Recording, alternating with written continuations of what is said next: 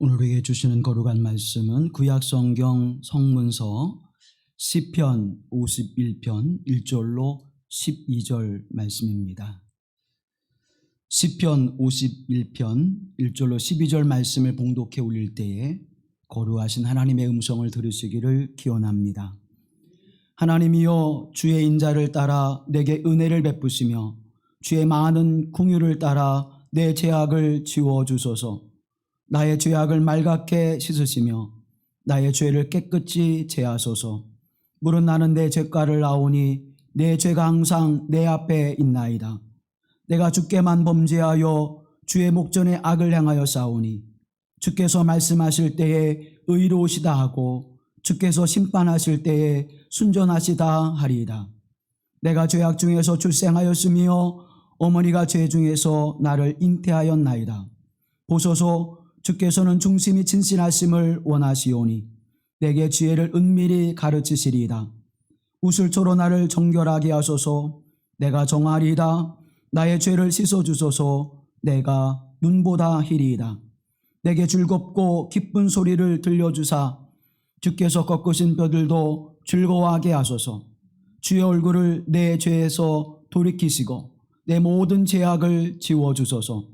하나님이여, 내 속에 정한 마음을 창조하시고 내 안에 정직한 영을 새롭게 하소서.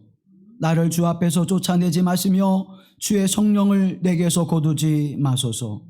주의 구원의 즐거움을 내게 회복시켜 주시고 자원하는 심령을 주사 나를 붙드소서. 이는 하나님의 말씀입니다.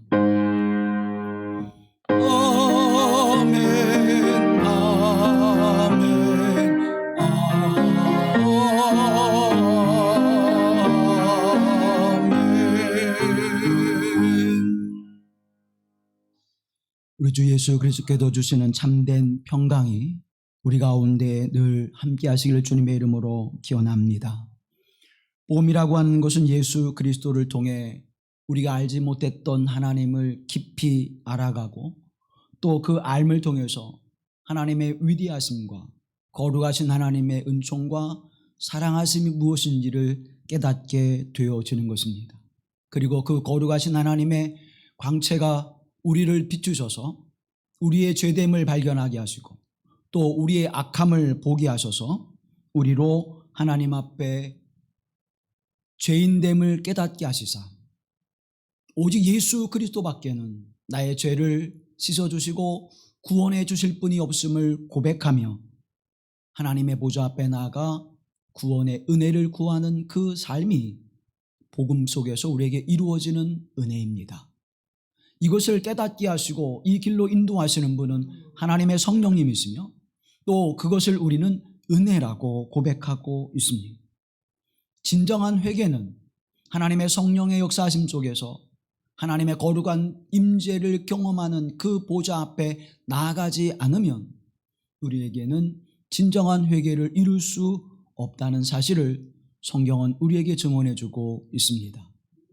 내가 뉘우치는 것, 그저 내가 자의식을 가지고 내가 그것을 잘못했구나라고 잘못을 인정하는 차원에서 머무는 것이 아니라 내가 하나님 앞에 죄악을 행할 수밖에 없는 존재임을 깨닫고 이 죄의 자리에서 의로움의 자리로 생명의 자리로 이끄시는 분은 오직 의로우시고 선하시며 거룩하신 하나님 한 분밖에 없음을 고백하고 그것을 깨닫게 되어지는, 그래서 그 은혜가 얼마나 우리에게 크고 놀라운지, 우리를 구원하시는 그 십자가의 구속의 은총이 얼마나 복되고 거룩한 것인지를 알게 되지 않는 한 우리는 회개를 통하여 우리의 삶이 변화될 수 없다는 것입니다. 회개를 통하여 우리의 삶의 모습을 바꿔나갈 수 없다는 것입니다. 우리가 말하는 이른바 거듭남이라고 하는, 중생이라고 하는 그 삶의 경험을 우리는 할 수 없다고 하는 사실을 깨닫게 되어집니다. 우리의 생각뿐만 아니라 몸과 영혼이 그 죄인됨을 깊이 깨닫고 하나님의 거룩한 은총 앞에 설 때에 우리는 한없이 우리의 죄인됨에 대하여 탄식하게 되어지고 통곡할 수밖에 없다는 것입니다. 그것은 결코 유쾌한 일이 아닙니다. 그것은 결코 기분이 좋은 일이 아닙니다. 그러나 그것을 우리는 은혜라고 이야기합니다. 왜 그렇습니까? 우리의 죄인됨을 발견하는 그 순간 우리는 진정한 삶의 자리로 나아가게 되는 출발을 하게 되어지기 때문입니다. 거룩한 자리로 출발하는 출발점에 서게 되는 것이고, 하나님이 기뻐하시고 의롭다 여기시는 자리로 출발하는 출발점에 서게 되어지는 것입니다. 내 죄를 발견하는 것은 부끄러움이 아니라 내가 죄인됨의 모습을 가지고 있음을, 내가 완악하고 교만함을 발견하는 것은 부끄럽고 수치스러운 일이 아니라 오히려 그 부끄러움과 수치스러움을 덮어주시는 하나님의 놀랍고 크신 사랑 앞에 나아가게 하시고, 그 은혜가 어떠한 것인지를 깨달아 그 사랑 앞에 우리는 더욱 힘차게 새로운 삶을 향해 출발하게 되어지는 출발점에 선다고 하는 사실을 우리는 기억해야 할 것입니다. 그 모습을 가장 잘 드러내주고 있는 본문 중에 하나가 오늘 시편 51편의 모습입니다.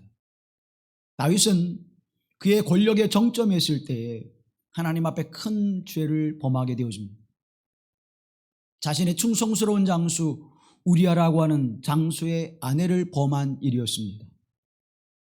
미혹되어지고 유혹되어지는 그 일을 뿌리치지 못하고 밧세바라고 하는 유부녀를 취하는 일로 인해서 그것을 덮기 위하여 전장에 있었던 우리아를 불러오게 되지요. 잘 차려진 성찬을 그에게 베풀고 집에 내려가 아내와 함께 하시는 시간을 허락합니다. 그러나 우리아는 자신의 병사들과 또 전쟁에 있는 사람들을 기억하여서 내가 결코 그럴 수 없습니다. 궁궐 안에 머물면서 병사들과 함께 이제 그곳에 머물고 다시 전장으로 떠나게 되어집니다. 여러분, 다윗에게 있어서 얼마나 충성스러운 부하입니까? 얼마나 믿을 만한 장수입니까? 이쯤 되어지면 내가 하나님 앞에, 우리 앞에, 이스라엘 백성들 앞에 큰 죄악을 저질렀구나. 그러면서 뉘우치고 깨달아야 될 텐데 다윗은 그렇지 못했습니다. 더 나아가 요압에게 편지를 써서 우리아를 전쟁에서 자연스럽게 전사하게 만드는 일을 도모하게 되어집니다. 그리고 결국 우리아는 전장에서 전사하고 그 통보를 받은 날 다윗은 부랴부랴 서둘러 그의 아내 밧세바와 이제 결혼을 하게 되어지는 일을 벌이게 되어집니다. 사랑하는 성도 여러분, 완전 범죄를 계획했던 다윗, 그러나 그것을 누가 보고 계셨습니까? 하나님이 그것을 보고 계셨습니다. 하나님의 사람 나단을 그에게 보내어 이제 그 일을 꾸짖게 되어지는데, 사무엘하 12장의 말씀을 바라보게 되어지면 나단이 다윗에게 나아가 비유를 들어 이야기하면서 나단이 이제 다윗을 책망합니다. 염소와 양 많은 재산을 건드리고 있는 부자가 있었습니다. 새끼 양 한 마리를 사서 그 양과 함께 살아가는 가난한, 그렇지만 그 양과 함께 더불어 살아가는 행복한 가난한 한 사람이 있었는데, 그 부자에게 행인이 찾아왔을 때에 자신의 집에 있는 양과 염소를 잡지 아니하고 그 가난한 사람의 양을 잡아 그에게 대접하는 일이 있었습니다. 그 이야기를 하자 다윗은 크게 분노하여 하나님의 살아계심을 두고 맹세하노니 그를 반드시 벌할 것이며 그에게 4배나 갚게 하는 일을 내리리라, 그렇게 이야기합니다. 그때 나단 선지자는 그 사람이 바로 당신입니다, 그렇게 이야기하게 되어지죠. 그때 다윗은 자신의 죄를 깨닫게 되어지고 거룩하신 하나님 앞에 그 죄를 고백하며 회개합니다. 그 고백의 내용이 오늘 51편의 이야기입니다. 라이놀드 리버라고 하는 사람은 인간의 본성과 운명이라고 하는 책에서 이렇게 이야기합니다. 인간이 타락하기 이전에 먼저 마귀가 타락했다. 실제로 마귀는 타락한 전사이다. 마귀의 죄와 타락은 그의 고유한 위치를 초월하여 하나님처럼 되고자 하는 노력에 있다라고 이야기합니다. 그러면서 하나님처럼 되려고자 하는 그 모습은 또 다른 사람들을 지배하려고 하는 욕망에 사로잡힌다라고 분석합니다. 그리고 파스칼이 말하는 그 죄론을 이야기하면서 인간에게 본질적인 두 죄의 본성이 있는데, 하나는 인간은 본질적으로 의롭지 못하다는 것입니다. 두 번째는 인간은 본질적으로 그 권력과 힘을 가지고 사람들을 괴롭히는 일을 하게 된다는 것. 누군가를 지배하는 것은 그를 괴롭히는 것인데, 이 교만함이, 이 죄가 그 일을 하는 일에 있어서 당연한 것으로 여겨 폭군이 되어진다는 것입니다. 나위상의 그 권력은 절대 권력이었습니다. 그는 그 절대 권력을 가지고 다른 사람들을 지배하면서 다른 사람의 아내가 되어진 여인까지 지배하게 되어주는 폭군의 모습을 우리에게 보여주고 있는 것입니다. 그것을 교만이라고 말하고, 그 교만함이 오늘 우리에게도 여전히 존재하고 있다고 하는 사실입니다. 폴 틸리라고 하는 사람은 인간이 하나님 앞에 가지고 있는 이 죄, 원죄가 무엇이냐고 말할 때 이 교만을 들어 이야기합니다. 히브리스라고 하는 이 교만은 우리 가운데에서 늘 누군가를 지배하고, 마치 자신은 의로운데 다른 사람들은 그렇지 않은 것처럼 생각하면서 그들을 지배하고자 하는 욕망, 그것이 인간이 가지고 있는 죄성이라고 이야기합니다. 그러면서 그는 인간이 가지고 있는 교만을 세 개로 구분하고 있습니다. 권력의 교만, 지식의 교만, 도덕적이고 영적인 교만에 사로잡혀 살아가고 있다고 이야기합니다. 그는 그 책에서 계속 이렇게 이야기합니다. 우리는 교만을 다음과 같이 세 유형으로 분류할 것이 편리합니다. 권력의 교만, 지적 교만, 그리고 도덕적인 교만, 그것이다. 세 번째 유형의 교만, 즉 스스로 의롭다라고 생각하는 교만은 영적 교만으로 발전되는데, 이런 영적 교만은 네 번째 유형의 교만으로 아직 명확한 형태의 교만은 아니지만 그의 포괄적이고 가장 본질적인 형태에서 볼 때에는 교만과 자기 미화다, 그렇게 이야기합니다. 영적인 교만이 뭐냐? 그 교만함을 자기 미화로 만들어서 나는 그래도 옳고 나는 그래도 괜찮은데 당신은 그렇지 않다라고 생각하면서 누군가를 지배하고자 하는 그러한 자리에 놓여지는 것이 영적 교만이라고 이야기합니다. 내게 주어진 권력을 사용하는 데 있어서 그것을 사랑과 은혜를 베푼 일에 사용하지 않는 것이 교만이라는 것입니다. 그래도 나는 주의를 지키고 나는 교회에서 그 많은 일들을 행하지 아니함으로 나는 그래도 의로운 자다라고 생각하는 것이 교만이라는 것입니다. 다른 사람들이 행하지 않는 그 삶의 모습을 내가 살아가고 있기 때문에 나는 적어도 의로운 자라고 생각하고 적어도 나는 괜찮다라고 생각하는 그 자체가 영적인 교만에 빠져 있다고 하는 것입니다. 다윗의 모습을 보십시오. 어떤 모습을 가지고 있습니까? 다윗은 성경에 기록하기를 하나님 마음에 합당한 자라고 기록되어지고 있습니다. 그 누구도 밧세바의 일을 통해서 또 인구수수한 하나님의 말씀을 어긴 일에 대해서 다윗의 그 삶의 행위를 비난하거나 비판하지 않습니다.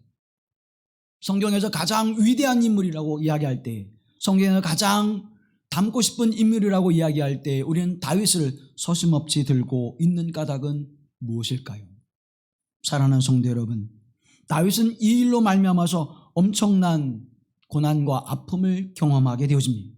하나님의 진노와 심판을 그에게서 거두지 않으셨다고 하는 사실입니다. 압살롬이 암놈을 살해하게 되는 아픔을 경험합니다.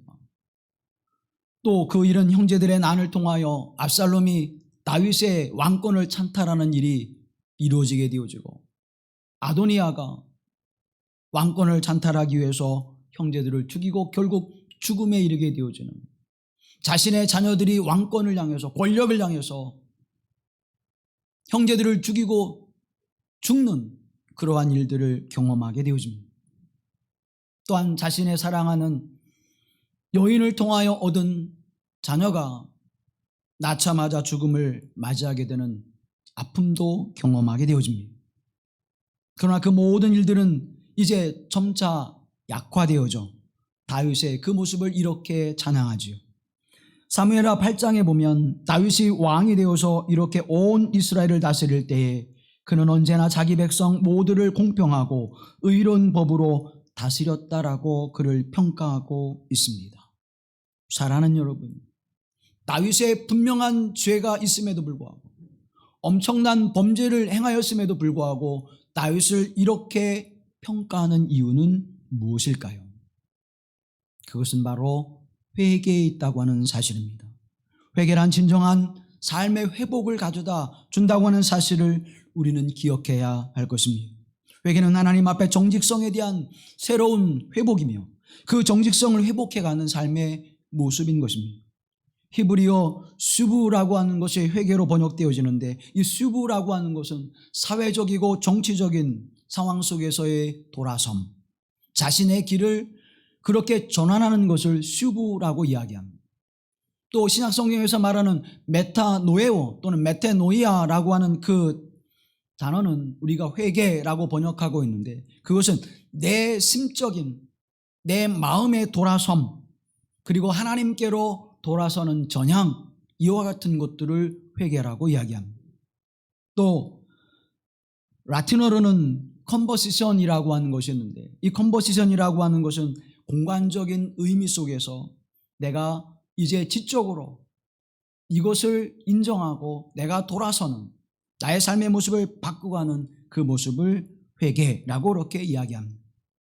결국 회심의 사건은 부정적인 것과 긍정적인 것 가운데 그것을 내가 모두 이제 가지고 하나는 버리고 하나를 취하는 일, 그 결단의 선택을 회개 또는 전향이라고 이렇게 이야기할 수 있을 것입니다. 버려야 되는 것은 내가 가지고 있는 실존적인 삶 속에서 죄악의 모습을 버리고 이제는 하나님 앞에 새롭게 창조되어진 삶의 모습으로 살아가는 존재가 되어지는 것을 우리는 회개라고 이야기할 수 있습니다. 버리는 것을 회개의 행위라면 내가 새롭게 창조되어 하나님의 사람으로 살아가는 것을 믿음이라고 그렇게 볼테이는 우리에게 이야기해주고 있습니다. 그러므로 회개와 믿음은 불가분의 관계이고 뗄래야 뗄 수 없는 관계인 것입니다. 믿음 있는 사람은 회개의 삶을 살아가고 회개하는 자는 믿음의 역사를 만들어가게 되어진다고 하는 사실을 말씀하고 있는 것입니다. 사도 바울도 우리에게 그 말씀을 주고 있지요. 하나님 앞에 내 죄가 크오이다. 내 죄된 모습을 바라보나이다. 오 곤고한 자로다. 오 애통하도다. 내가 하나님의 성령의 법을 따라 행하지 아니하고 내 육신의 법을 따라 살아가는 나의 모습을 바라보는 것, 그래서 그 현실된 모습, 실존의 모습을 바라보고 돌이켜 예수 그리스도 밖에는 하나님의 성령 역사심 밖에는 나를 의롭고 거룩한 자로 세울 분이 없습니다라고 십자가 앞에 무릎을 꿇고 자신의 죄됨을 고백하게 되어질 때에 그는 회개의 자리에 서게 되는 것이고 그 예수 그리스도로 말미암아 내가 믿음과 거룩하고 의로운 자리에 나아가 하나님의 영광을 돌리는 그 기쁨과 즐거움에 참여하는 자가 되어진다고 하는 사실을 믿음으로 고백하게 되어져 우리 가운데 주시는 참된 생명과 평안을 누리게 하시고 영화로운 삶을 살아가게 하신 하나님의 은혜 안에 있음을 내가 확신하는 것, 그것을 바로 믿음이라고 사도 바울은 우리에게 증언해주고 있는 것입니다.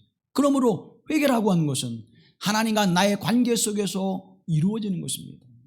사랑하는 성도 여러분, 내가 죄로 짐으로 말미암아 누군가에게 아픔과 고통을 주는 일이 있지만 그러나 그것은 우리에게 쉽게 잊혀진다는 사실입니다. 그것이 다윗과 같이 완전 범죄로 이를 꾸민다고 할지라도 일거수일투족을 바라보고 계시는 하나님, 그 하나님 앞에 회개치 아니하면 결코 용서함을 받을 수 없다고 하는 사실을 기억하십시오. 남을 원망하는 법이 없었습니다. 다윗은 하나님 앞에 자신의 죄악을 고백하면서 또한 자신으로 말미암아 주어지는 여러 상황 속에서 다른 사람들을 탓하지 않고 자신의 죄가 있었음을 고백합니다. 오늘 본문의 말씀 5절에 보게 되어지면 내가 죄악 중에서 출생하였으며 어머니가 죄 중에서 나를 잉태하였나이다라고 고백합니다. 이 말씀은 어머니로 말미암아 내가 죄를 짓게 되었다라고 말하는 것이 아니라 나는 날 때로부터 본질적으로 실존적으로 나는 죄인의 모습이었습니다를 고백하는 것입니다. 사랑하는 성도 여러분, 우리는 본질적으로 죄를 향하는 존재입니다. 그래서 성경에서 사도 바울은 이렇게 표현하죠. 하나님께서 내버려 두는 자들이 가장 불쌍한 자들이라고 이야기합니다. 우리를 내버려 두게 되어지면 죄의 자리로 가게 되어집니다. 죄로 회귀하게 되어지는 삶을 살아갈 수밖에 없다고 하는 사실을 우리에게 증언해주고 있는 것입니다. 그래서 사도 바울을 통해서 우리의 삶의 모습이 날마다 새롭게 되어지고 나는 날마다 죽노라고 고백하게 하시는 것입니다. 우리의 육적 삶이, 우리의 죄인된 삶의 모습이 우리의 죄성을 매일매일 죽이고 이젠 그리스도 예수 안에서 새롭게 창조되어지는 거룩한 삶의 모습으로 살아가게 되어지는 것을 사도 바울은 하나님의 영적인 은혜라고 우리에게 말씀해 주고 있는 것입니다. 사랑하는 성도 여러분, 그래서 오늘 시편 1절로 5절 말씀에는 회개에 대한 고백이, 6절로 12절의 말씀 가운데서는 이제 새롭게 창조된 삶의 모습을 살아가는 그 은혜를 간구하는 간구가 기록되어져 있습니다. 10절 말씀해 보면 하나님이여 내 속에 정한 마음을 창조하시고 내 안에 정직한 영을 새롭게 하옵소서라고 고백하고 있지요. 간구하고 있는 것입니다. 이제는 내 모든 죄악을 맑게 씻겨주시고 내 안에 새롭게 하나님의 거룩한 은혜로 나를 창조해 주셔서 내 마음과 영이 하나님 앞에 새로운 삶을 살아가기를 원합니다. 나를 새롭게 창조하옵소서. 창세기 1장에 있는 말씀과 같이 봐라, 창조한 것, 새롭게 창조하는 것입니다. 하나님의 은총으로 새롭게 우리가 만들어지는 것입니다. 그래서 하나님 앞에 이제 새로운 인생을 살아가게 하시는 은혜를 입는 자가 되어지는 거룩한 은총을 다윗은 오늘 고백하고 있습니다. 그런데 이 새로운 창조의 역사, 이 거룩하신 하나님의 은총은 무엇으로부터 출발이 되어집니까? 내가 주님 앞에 죄를 지었나이다.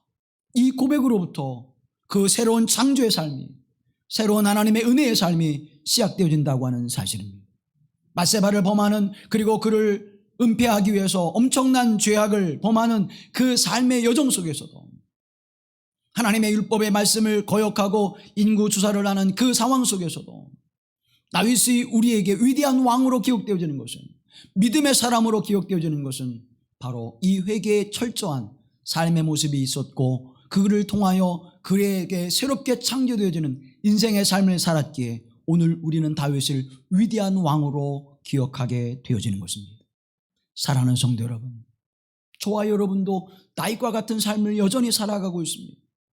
내 허물을 덮기 위해서 또 다른 거짓을, 또 그 거짓을 덮기 위해서 또 다른 거짓을 만들어낸 그 인생의 모습이 우리 안에도 여전히 있다는 것입니다. 왜 그렇습니까? 나는 그래도 다른 사람보다는 나라고 하는 생각, 나는 다른 사람보다는 괜찮아라고 하는 그 교만함이 오늘 우리를 그 죄성의 본질로 더 깊은 죄의 수렁으로 이끌게 되어진다고 하는 사실입니다. 그것이 다윗은 하나님 앞에 내가 본질적으로 가지고 있는 죄성의 모습임을 깨닫게 되어지는 것입니다. 무엇이 그 죄성을 깨닫게 하셨습니까? 하나님의 말씀과 거룩한 빛이 그에게 임하여 그로 그것을 발견하게 하시는 것입니다. 오늘 하나님의 성령은 우리로 하여금 능력과 권능을 행하기도 하게 하시지만 우리의 죄성을 비추시고 그 죄를 깨닫게 하셔서 우리를 새롭게 하시는 하나님의 은혜의 자리로 나아가게 하신다고 하는 사실입니다. 다윗의 모습을 바라보게 되어지면 그 죄성의 네 가지의 모습의 속성을 우리에게 보여주고 있는, 첫째는 하나님이 자신의 죄를 다 보고 계셨다고 하는 사실을 깨닫게 되어졌다고 하는 사실입니다.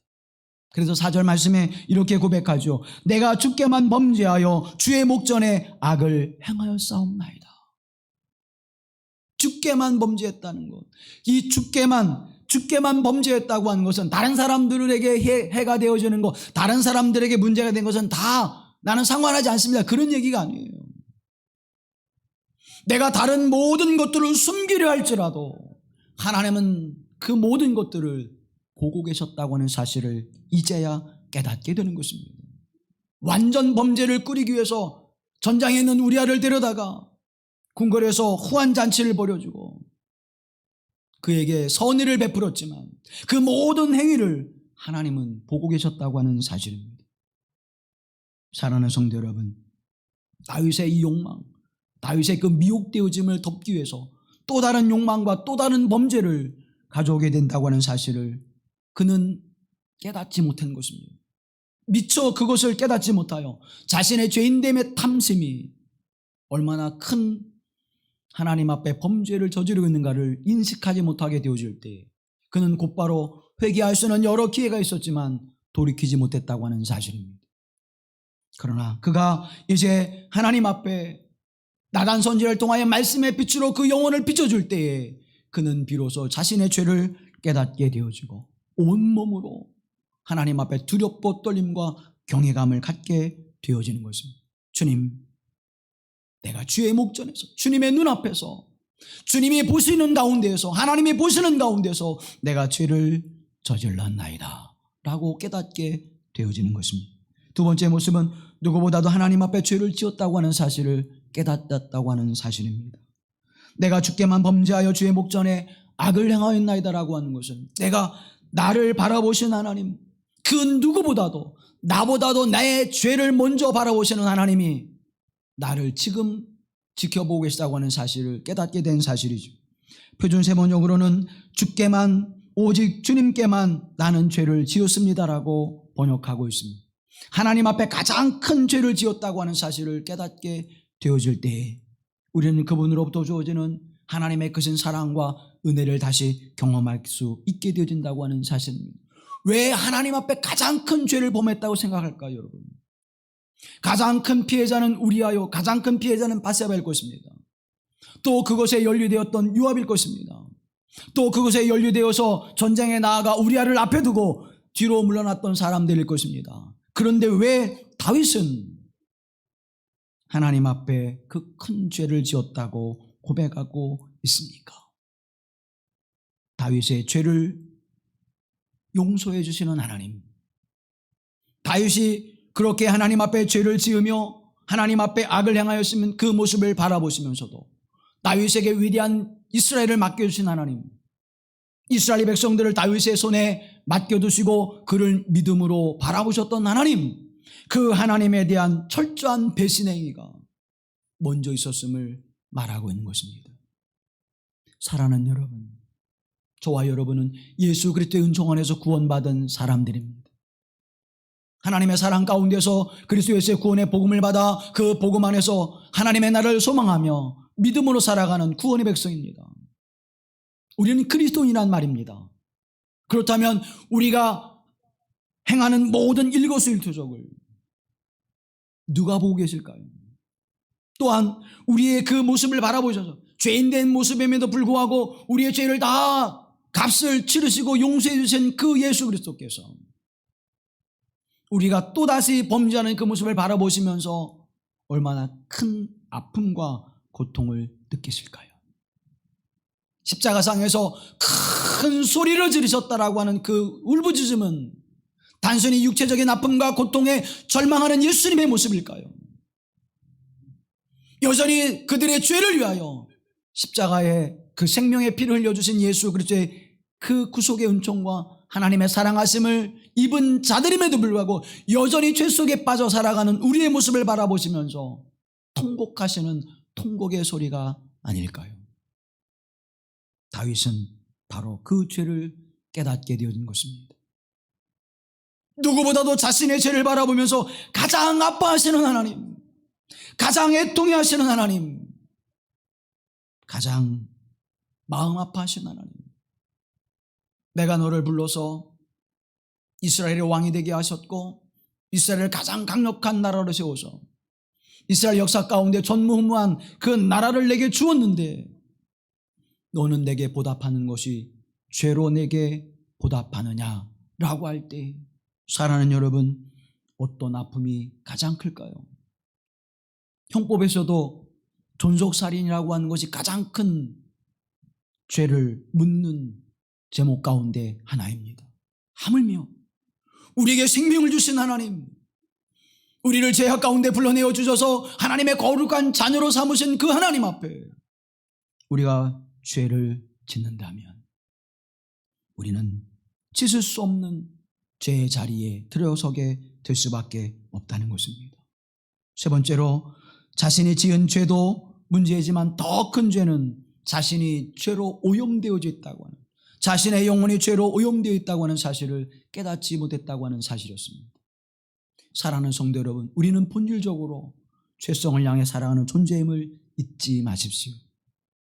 5절 말씀에 고백하는 것처럼 내가 죄악 중에 출생하였으며 어머니가 죄 중에서 나를 잉태하였나이다. 나는 본질적으로 어머니의 뱃속으로부터 낳을 때로부터 나는 죄를 지향하는 존재일 수밖에 없었습니다를 그는 잊고 있었다는 사실입니다.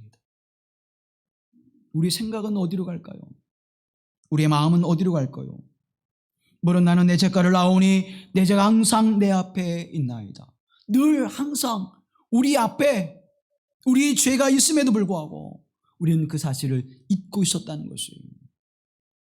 죄의 미혹을 받을 수밖에 없고 죄의 유혹을 받을 수밖에 없고 내가 성결하고 깨끗해지고 의롭기 위해서는 누군가가 더럽혀져야만 되는 그 삶의 모습을 만들어내는 우리의 모습이잖아요. 사랑하는 성도 여러분, 우리의 영혼이 속속들이 죄로 물들었다고 하는 사실을 기억하십시오. 내가 그럼에도 불구하고 하나님 앞에 죄를 범하지 않는 것은 하나님의 성령이 나를 주장하시고 그리스도 예수께서 나를 지배하셔서 하나님의 선하심과 의로우심을 따라 가는 존재로 나를 이끌어 가신다고 하는 사실은 그 은혜가 있기에 죄를 만들어가는 존재임에도 불구하고 우리를 하나님은 하나님의 선한 사람으로 이끌어 가신다고 하는 사실입니다. 마지막으로 다윗은 자신의 죄에 대하여 하나님 앞에 진노하심을 경험합니다. 사랑하는 여러분, 11절 말씀에 나를 주 앞에서 쫓아내지 마시며 주의 성령을 내게서 거두지 마옵소서. 하나님의 진노하신 하나님, 그 하나님을 우리는 기억해야 할 것입니다. 사랑의 하나님을 우리는 기억합니다. 자비와 인자하신 하나님을 기억합니다. 그런 하나님의 진노 또한 그 사랑 행위의 또한 모습인 것을 우리는 기억해야 할 것입니다. 우리는 그것을 거룩한 분노, 거룩한 진노, 우리 그렇게 표현하죠. 이 감정을 우리도 느끼지 않습니까? 요즘 계속 매스컴을 통해서 보도되어지고 있는 램지어 교수라고 하는 논문 때문에 온 세계가 난립니다. 그 소식을 들을 때마다 여러분 피가 거꾸로 도는 같은 그런 모습을 경험하지 않습니까? 지금까지도 역사적으로 밝혀지고 세계가 인정해 그렇게 규정해 놓은 일들을 뒤집어 엎는 일들을 서슴없이 행하는 반역사적인 행위를 행하는 그 모습을 바라보면서 우리는 어때요? 분노를 끌어올리잖아요. 그 분노의 근원은 어디에 있습니까? 인류애인 것입니다. 사람에 대한 사랑이죠. 인류애가 없다면, 사람에 대한 사랑이 없다면 우리는 그와 같은 일들에 대해 분노를 내지 않을 것입니다. 또 우리는 분노를 느끼게 되어집니다. 아이들을 학대하는 그 모습을 바라보면서 아이들을 돌보는 일 때문에 생계를 유지하고 아이들을 돌보는 일 때문에 자신의 존재가 존재케 되어지는 그 일을 가지면서 그 아이들을 학대하고 박해하는 그 모습을 볼 때 우리는 어때요? 분노하게 되잖아요. 어떻게 사람이 사랑하는 성도 여러분, 이번 주 거의 매주 영아 살인에 대한 그러한 보도가 되어지고 있는 그 모습에 얼마나 분노를 느낍니까? 그런데 사랑하는 여러분, 더 놀라운 은혜는 그 분노를 느낄 수 있는 것은 인류애라고 하는 사실을 기억해야 한다는 사실입니다. 하나님이 우리를 사랑하심으로 진노하신다고 하는 사실을 기억해야 하는 것입니다. 그래, 괜찮아. 그래서 내가 십자가에 피를 흘린 거야. 그래서 내가 골고다의 언덕길을 올라간 거야. 괜찮아. 우리를 보듬어 주시는 하나님의 사랑하심이 있음을 기억하십시오. 그 사랑하심이 나를 하나님 앞에 새롭게 하셨습니다. 그 하나님의 사랑하심이 나를 죄인임에도 불구하고 의로운 자로 여겨주셨고 하나님의 자녀로 삼으시는 은총을 베풀어 주셨다고 하는 사실입니다. 그런데 그것을 깨닫지 못하고 하나님 앞에 또 다른 범죄를 저지른다면 우리는 하나님 앞에 배신하는 행위를 서슴없이 행하고 있다고 하는 사실을 또한 우리는 깨달아야 될 것입니다. 하나님 앞에 서고 보니까 하나님의 그 거룩한 빛으로 내 영혼을 비춰보니까 나는 하나님 앞에 죄인이었습니다. 나는 하나님 앞에 교만한 자였습니다. 나는 하나님 앞에 사람들을 지배하려고 권력과 힘과 능력을 얻고자 했습니다. 사랑하는 성도 여러분, 다윗이 고백하는 것처럼 나는 하나님의 목전에서 죄를 범하였나이다. 지난번 우리가 말씀을 묵상했던 것처럼 베드로가 주여 나를 떠나소서 나는 죄인입니다를 깨닫게 되어지는 하나님의 거룩한 빛이, 하나님의 거룩한 말씀의 빛이, 거룩한 은총의 빛이 여러분의 영혼 가운데 비추어 나는 죄인으로 살아갈 수밖에 없습니다를 고백할 수 있게 되기를 기원합니다. 그때 하나님은 우리에게 그래 내가 죄를 지었어 우리를 심판하시고 징계하시고 우리를 하나님으로부터 떠나보내신 것이 아니라 두려워하지 말라. 내가 내 죄를 인함이라. 내 죄를 인함이라. 말씀하시는 하나님의 거룩한 음성을 들을 수 있게 되어진다고 하는 사실입니다. 그리고 우리는 그 하나님을 아바라고 그렇게 부를 수 있게 되어지는 것이죠. 아바, 아바. 내가 죄를 범하였음에도 불구하고 나를 사랑하신 하나님, 그 은혜를 베푸셔서 우리를 구원하신 하나님. 그러나 그 하나님의 정책은 다윗에게 있어서 너무나 뼈아픈 사건을 경험하게 되어진다고 하는 사실입니다. 바세바로부터 얻은 그 자녀를 잃게 되어집니다. 그의 자녀들이 서로 왕권을 위해서 죽고 죽이는 일들이 벌어지게 되어집니다. 심지어 자신의 왕비를 아들이 취하는 일이 벌어지게 되어지는 사건을 다윗은 경험하게 되어지고 아무런 죄 없는 이스라엘 백성들이 전염병으로 죽음을 맞이하게 되는 고통의 시간도 그는 보내게 되어지는 것입니다. 하나님은 성령의 빛으로 우리를 비추셔서 우리가 죄인됨의 모습을 깨닫게 하시지만 그러나 그 죄가에 대해서는 결코 우리의 죄를 없다 하시지 않는다고 하는 사실을 기억하십시오. 다윗이 그 고통의 시간을 보낸 후에 다윗을 향하여 많은 사람들은 하나님의 말씀을 따라 믿음으로 순종한 사람이었고 온 땅의 백성들을 공평과 의로 다스렸다라고 그를 기억하고 있다고 하는 사실입니다. 그리고 다시는 다윗이 하나님 앞에 범죄하지 않기 위하여 어떠한 모습을 가지고 있었습니까? 전남대학교 의대 정신분석학 교수인 이무석 교수라고 하는 분이 마음이라고 하는 책을, 제가 전라도에서 목회할 때 정신분석학을 배울 때 저희 은사이기도 한 분인데 이분이 마음이라고 하는 책에서 이렇게 이야기합니다. 삶을 이끄는 것은 현실이 아니라 마음이다. 지금 여러분의 마음은 어떤 마음을 가지고 있습니까? 성경은 우리에게 말씀하죠. 주 안에 기뻐하라. 주 안에 기뻐하라. 주 예수 그리스도의 마음을 품으라. 주 예수 그리스도의 마음을 품으라. 사랑하는 성도 여러분, 예수님의 마음은 어떤 마음일까요? 하나님 아버지의 뜻을 아는 마음입니다. 하나님이 무엇을 기뻐하시고 하나님이 무엇을 원하시는지를 아는 마음입니다. 그 마음. 그래서 우리의 현실을 좌우하는 것, 내 삶을 좌우하는 것, 내 선택을 좌우하는 것은 마음에 있음을 기억하십시오. 하나님의 성령이 거룩한 은혜를 통하여 하나님의 사랑하심을 경험하게 되어지고 그 마음이 내게 경험되어질 때 우리는 용서하는 자로, 또 우리는 사랑을 베푸는 자로, 은혜를 나누는 자로 살아가게 되어진다고 하는 사실입니다. KBS에서 6부작으로 특별 기획을 통해 다큐멘터리를 방영한 적이 있었는데 마음이라고 하는 주제로 6부작을 방영한 적이 있습니다. 거기에서 한 시험을 했어요. 토끼 8마리 가운데 그 8마리에게 똑같이 콜레스테롤을 줬어요. 콜레스테롤이 우리의 혈관을 지방이 쌓여서 우리가 큰 위험에 만들게 되어지잖아요. 그런데 똑같이 콜레스테롤을 주면서 4마리는 그냥 방치해뒀습니다. 그리고 4마리는 그 연구자들이 계속 사랑할 마음, 그리고 그 토끼들을 애틋하게 돌보는 마음을 계속해서 보여줬어요. 그리고 나중에 이제 그것을 혈관을 보니까 방치해 두고 콜레티스를 준 그 토끼에게서는 혈관에 지방과 그리고 노폐물이 쌓이게 되어졌는데, 그것을 주면서도 사랑의 마음을 베풀고 따뜻하게 해줬던 그 토끼는 상대적으로 덜 혈관에 문제가 생기지 않았다는 것입니다.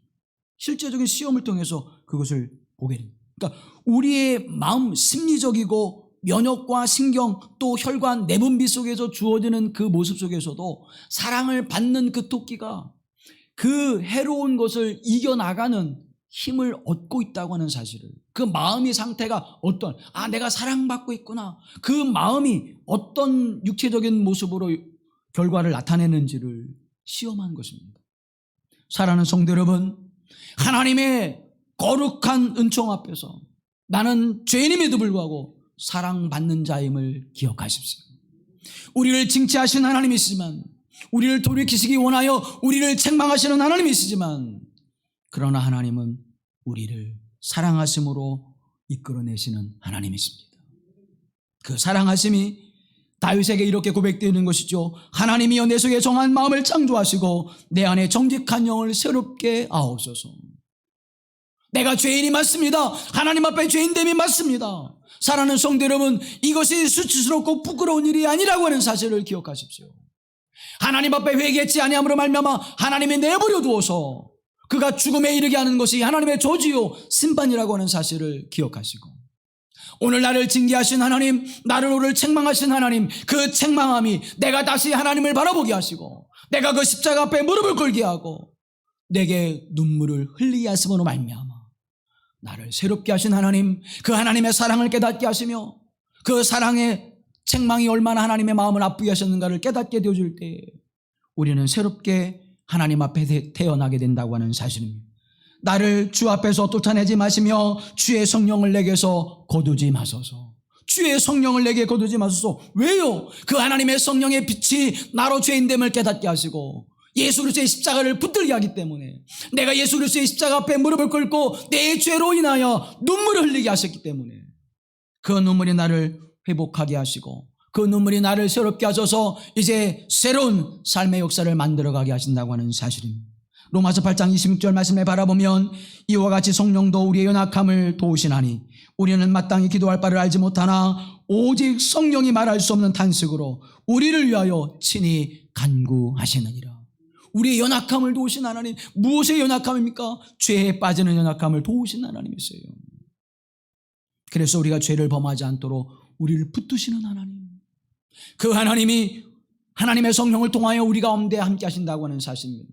하나님의 영이, 그리스도의 영이, 하나님의 성령님이 우리 가운데 내주하셔서 우리로 그 빛을 보게 하시고 내게 눈물을 흘리게 하셔서 그 눈물이 나를 회복하게 하시는 거룩한 하나님의 은총을 우리에게 베풀어 주신다고 하는 사실입니다. 이후에 다윗의 삶의 모습은 어떤 사람으로 바뀌었습니까? 예루살렘에서 압살롬의 반란을 피하여 도망할 때 시므이의 또 무비보셋이 그를 조롱하고 비난하죠. 그때 다윗은 그들을 용서해 주었습니다. 용서의 사람으로 바뀌었어요. 진정한 회개는 그 삶을 변화시켰습니다. 진정한 삶의 변화는 그 고통스럽고 분노가 차오르는 그 상황 속에서 아들로부터 왕권을 찬탈되어 맨발로 도망하는 그 순간에 나를 비난할 때 그 비난하는 사람을 어떻게, 여러분 어떤 마음이 들까요? 저 같으면 어차피 뭐 이래도 저래도 준 거, 거기다 분풀이를 다 할지 몰라요. 그런데 다윗은 그렇지 않았어요. 자신의 죄를 깨닫게 하신 하나님의 은총을 경험한 다윗은 그들을 용서했다고 하는 사실입니다. 사랑하는 여러분, 사울의 아들 절름발이 다윗을 향해 비난하고 조롱했지만 그를 왕궁으로 데려와 자신의 자리가 회복되어졌을 때 왕궁에서 함께 식사하도록 은혜를 베푸는 다윗의 모습으로 바뀌어졌잖아요. 주여 보시옵소서, 내 수의 절반을 가난한 자들에게 주게 싸우며 만일 누구의 것을 속여 빼앗은 일이 있으면 내 갑절이나 갚겠나이다 고백하는 삭개오의 변화된 삶의 모습이 바로 그리스도 예수 안에서 우리에게 주시는 죄를 깨닫고 죄인된 삶의 모습을 자각하는 인생을 통하여 새롭게 하신 하나님의 은총 안에 삶의 변화가 이렇게 이루어진다고 하는 사실입니다. 그러므로 사도 바울은 우리에게 권면합니다. 그런즉 선줄로 생각하는 자는 넘어질까 조심하라. 나는 그래도 괜찮아. 내가 그래도 새벽 예배를 드리고 주일 예배를 드리고 내가 하나님 앞에 11절 드리며 내가 하나님의 사역을 내가 얼마나 열심히 하고 있는데 그래도 나는 괜찮은 자야 라고 생각할 때 어둠은 역사되어진다고 하는 사실입니다. 사랑하는 여러분, 나단 선지자가 다윗의 행위를 폭로하기 전까지는 자신이 죄를 범하는지도 모르고 있었습니다. 그러므로 하나님의 말씀을 가까이 하십시오. 죄악을 범할 때에 그것을 향하여 저항할 수 있는 마음을 키우십시오. 하나님의 성령이 그것을 가능케 하실 것입니다. 하나님의 말씀이 그것을 가능케 할 것입니다. 그러므로 너희는 항상 말씀과 기도의 삶을 살아가라고, 말씀과 기도가 우리의 거룩함을 이룬다고 성경은 우리에게 말씀해주고 있는 것입니다. 저항하는 힘, 죄에 대하여 저항하는 힘, 그것을 가질 때 우리는 새로운 인생을 살아가게 되어지는 것입니다. 그 삶을 살아가게 될 때 하나님 앞에 다시 일어서 우리의 삶이 회복되어져 하나님의 영광을, 하나님의 은혜를, 하나님의 사랑하심을 우리가 경험하게 되어진다고 하는 사실입니다. 왜 우리의 눈물이 말랐습니까? 왜 하나님 앞에 엎드릴 때 내 눈에 눈물이 말랐습니까? 어쩌면 내가 죄를 지금 범하고 있는 과정에 있는지도 모릅니다. 눈물을 흘리지 아니하는 자는, 자신의 죄로 인하여 눈물을 흘리지 아니하는 자는, 복음의 빛을 바라보면서도 자신의 죄가를 바라보지 아니하는 자는 하나님의 성령의 역사하심을 경험하지 못하고 있는 것입니다. 나단 선지자가 다윗 앞에 와서 바로 그 사람이 당신입니다 라고 말하기 전까지는 다윗의 눈이 열리지 않았습니다. 다윗이 깨닫지 못했어요. 그런데 말씀의 빛으로 그를 비춰주니까 내가 죄악 중에 출생하였으며 내가 여호와의 목전에서, 내가 하나님의 목전에서 죄를 범하였나이다 깨달음으로 하나님 앞에 눈물을 흘리는 것입니다. 주여 나를 불쌍히 여기시고 내 영을 새롭게 창조하소서. 하나님의 성령이여 내 영혼 가운데서 거두가지 마옵소서. 사랑하는 성도 여러분, 죄가 임할 때, 제 행위가 우리에게 주어질 때, 교만한 마음과 생각이 우리에게 들어질 때 저항할 수 있는 힘이 우리에게 있어야 되는데 그 힘은 우리 스스로에게 있지 않습니다. 우리의 선한 의지 속에서 나오지 않습니다. 하나님의 성령이 그것을 우리에게 강력하게 권고하시고 주시지 아니하시면 우리는 그 삶을 살아낼 수가 없는 것입니다. 그래서 우리는 늘 이 죄와 어둠에 대하여 저항하는 그 삶의 모습을 살아가기 위해서는 바로 나 자신을 성찰하는 삶의 모습이 있어야 하는 것입니다. 오늘 본문 4절과 9절 말씀을 세 번역으로 바라보면 이렇게 기록합니다. 나는 죄를 지었습니다. 주님의 눈앞에서 내가 악한 짓을 저질렀으니 주님의 판결은 옳으시며 주님의 심판은 정당합니다. 9절 말씀은 주님의 눈을 내 죄에서 돌리시고 내 모든 죄악을 없애 주옵소서. 아 하나님, 내 속에 깨끗한 마음을 창조하여 주옵소서. 이렇게 고백하는 것이죠. 사무엘하 12장에서 나단 선지자의 그 말씀을 듣고 자신을 바라본 다윗은 이렇게 고백합니다. 내가 여호와께 죄를 범하였습니다. 비로소 깨닫게 되어지는 것이. 그런데 자신을 성찰하는 그 삶의 모습은 죄로부터 이제 떠나는 일이 시작된다는 사실입니다. 사랑하는 성도 여러분, 하나님의 말씀이 우리에게 임할 때, 하나님의 성령이 우리를 충만케 하실 때, 하나님의 은혜가 우리에게 임할 때 죄와 어둠에 대하여 저항할 수 있는 힘을 갖게 되어짐을 깨달으십시오. 그 은혜가 우리에게 임할 줄로 믿습니다. 그리고 그 하나님의 성령은 우리로 옳고 그름에 대하여 판단할 수 있는 영적 분별력을 주신다고 하는 사실입니다. 사도 바울이 우리에게 고백하죠. 너희는 영적 분별력을 가지라고 우리에게 말씀해주고 있습니다.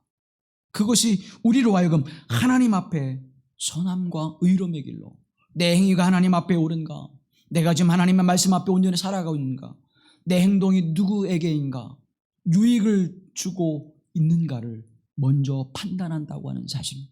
분별력이라고 하는 것이 무엇입니까?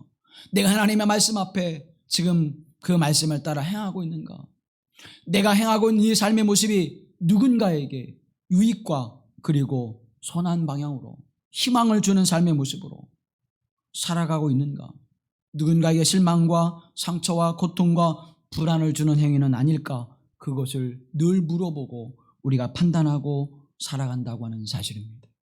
이 삶을 살아갈 때 다시 하나님은 우리에게 기쁨을 주실 것입니다. 다시 우리에게 회복하게 하신 하나님의 은혜를 베풀어 주실 것입니다. 하나님이여 내 속에 정한 마음을 창조하시고 내 안에 정직한 영을 새롭게 하소서. 나를 주 앞에서 쫓아내지 마시며 주의 성령을 내게서 거두지 마옵소서. 그 은혜를 통하여서 하나님의 거룩한 은혜를 이루시고 이제 우리가 하나님 앞에 살아가게 하실 때 그 놀라우신 하나님의 은총으로 우리의 영과 온감이 회복되어져 하나님의 구원의 은혜를 회복하게 하셔서 기쁘고 즐거운 삶을 살아가는 하나님의 사람들이 되어지기를 주님의 이름으로 간절히 기원합니다. 우리 12절 말씀 다 같이 한번 보고 마치겠습니다. 주의 구원의 즐거움을 내게 회복시켜 주시고 자원하는 심령을 주사 나를 붙드소서. 아멘. 구원의 즐거움을 내게 회복시켜 주소서. 사랑하는 성도 여러분, 여러분의 인생이 주님 오시는 그날까지 구원의 기쁨으로 살아가는 삶이 되기를 주님의 이름으로 축원합니다. 이 믿음의 삶, 회개의 눈물 흘리는 사람들은, 회복을 위하여 눈물 흘리는 사람들은 하나님의 구원의 기쁨이 차고 넘치게 되어서 그 삶을 온전히 살아갈 수 있게 될 것입니다. 구원의 기쁨을, 구원의 즐거움을 내게 회복시켜 주시고 하나님의 선한 일을 행하는 일에, 하나님의 기쁨의 일을 행하는 일에 내가 자원함으로, 스스로 기쁨으로 그 일을 내가 감당케 하옵소서. 사랑하는 여러분, 이 말씀이 오늘 여러분의 영혼 가운데 깊이 새겨져 이 말씀의 위로와 힘을 얻으시기를 간절히 소망합니다.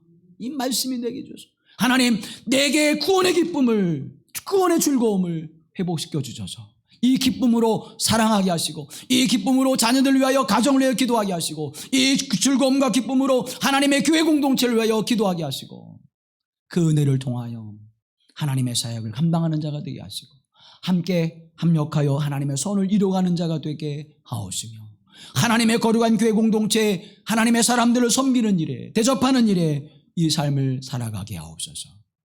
이 삶이 오늘 우리에게 다시 기쁨을, 다시 여러분의 삶을 회복해서 하나님, 내가 주님을 향하여 회복하는 믿음의 삶이 되기를 주님의 이름으로 기원합니다.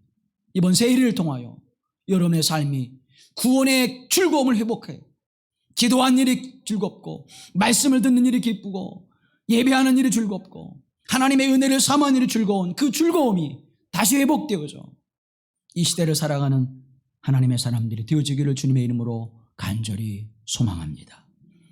거룩하신 하나님, 우리 가운데 함께 하셔서 우리로 구원의 즐거움을 다시 회복시켜 주시고 그 기쁨과 감격 속에 살아가게 하시는 복된 은혜를 베풀어 주시사 죄와 어둠과 악을 이기게 하시는 하나님의 영광이 우리 가운데 충만하게 하옵소서. 우리를 구속하신 예수 그리스도의 이름으로 기도하옵나이다. 아멘.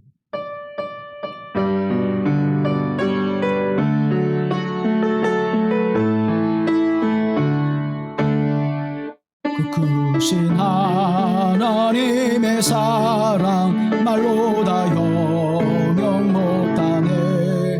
저 높고 높은 별을 넘어 이 낮고 낮은 땅 위에 죄범한 영혼 구하려 그 아들 보내사 암흑죄물 삼으시고 죄 용서하셨네. 하나님 크신 사랑은 증량다 못하네. 영원히 변치 않는 사랑 선보여 찬양하세. 괴로운 시절 지나가고 하쇠할 때 주 믿지 않던 영혼들은 큰 소리 외쳐 부르고 주 믿는 성도들에게 큰 사랑 베푸사 우리의 죄 사했으니 그 은혜에 잊을까. 하나님 크신 사랑은 증량다 못하네. 영원히 변치 않는 사랑 성도여 찬양하세.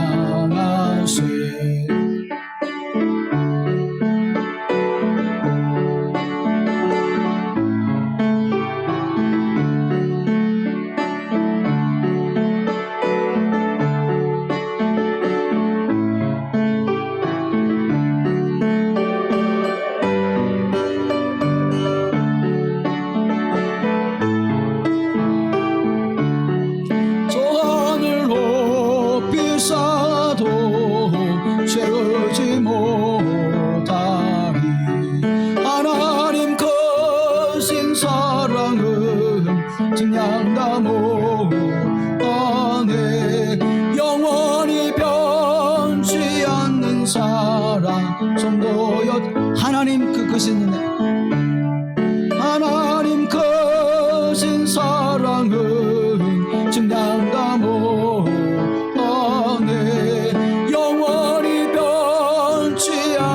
사랑 성도여 찬양하세.